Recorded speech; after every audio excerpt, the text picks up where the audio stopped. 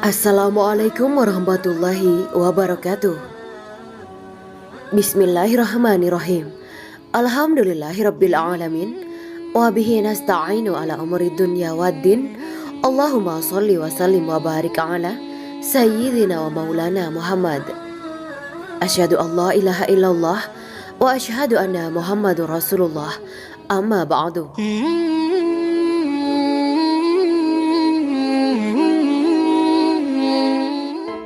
Kisah ulama menggali kuburnya sendiri dan hatamkan Al-Quran 8.000 kali. Kisah ini cukup populer di kalangan pecinta habaib atau zuriyah Nabi. Seorang ulama yang dikenal sebagai waliullah, Habib Ahmad Al-Muhdar, wafat 1304 Hijriah, menggali kuburannya sendiri dan menghatamkan Al-Quran hingga 8.000 kali. Ulama keturunan Nabi Muhammad SAW ini bernama lengkap Al-Imam Habib Ahmad bin Muhammad bin Alwi Al-Muhdar. Lahir di Ar-Rasyid, Ad-Du'aniyah, Yaman pada tahun 1217 Hijriah dan wafat pada tahun 1304 Hijriah. Tahun 1886 Masehi, anak keturunan beliau tersebar di Malaysia dan Indonesia. Salah satu keistimewaan Habib Ahmad Al-Muhdar semasa hidupnya menggali kuburannya sendiri sebelum beliau wafat.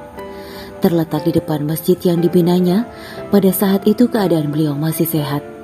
Setiap hari beliau masuk ke dalam kuburan yang digalinya itu dan menghatamkan Al-Quran di dalamnya berkali-kali. Jika dihitung, beliau menghatamkan Al-Quran di dalam lubang makamnya hingga 8.000 kali. Dalam manaqib beliau ceritakan, saat usia 7 tahun sudah menghafal 30 juz Al-Quran. Habib Ahmad Al-Muhdar dikenal memiliki kecintaan luar biasa kepada Sayyidatuna Khadijah Al-Kubra. Banyak khasidah dan syair beliau karang memuji istri baginda Rasulullah SAW yang mulia itu.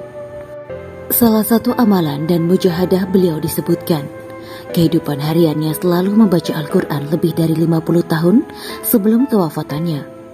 Beliau menggali liang lahatnya sendiri dan menghatamkan Al-Quran di dalam kuburan itu sebanyak 8.000 kali atau sekitar 30 tahun sebelum kewafatannya. Tatkala anaknya bernama Hamid melihat ayahnya membaca Al-Quran di dalam kuburan yang digalinya, bertanya ia, "Kenapa bersusah payah wahai ayah sehingga sanggup membaca Al-Quran di dalam liang lahat ini?"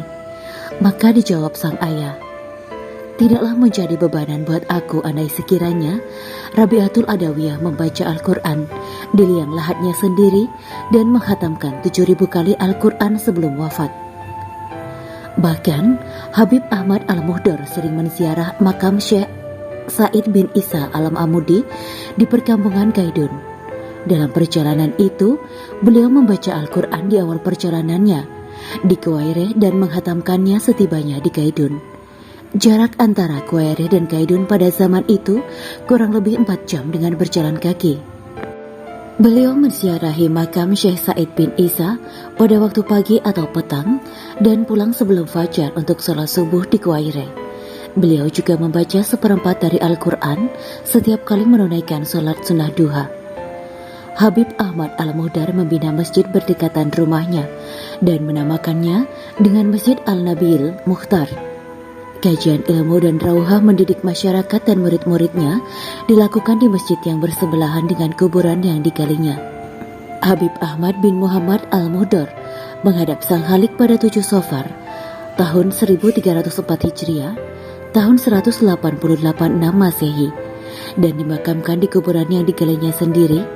Masya Allah, benar-benar wafat yang indah. Begitulah para ulama menyiapkan bekalnya sebelum datangnya kematian. Bahkan orang-orang soleh terdahulu menggali kuburannya sendiri dan menyiapkan kain kafan sebelum wafat. Semoga kisah ini menjadi ibrah bagi kita. Demikianlah kisah Islami Bidadari Surga. Simak terus channel ini untuk kisah Islami menarik lainnya.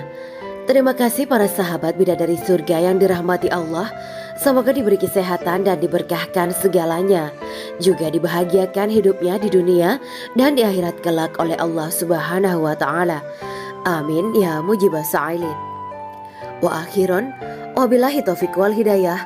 Wassalamualaikum warahmatullahi wabarakatuh.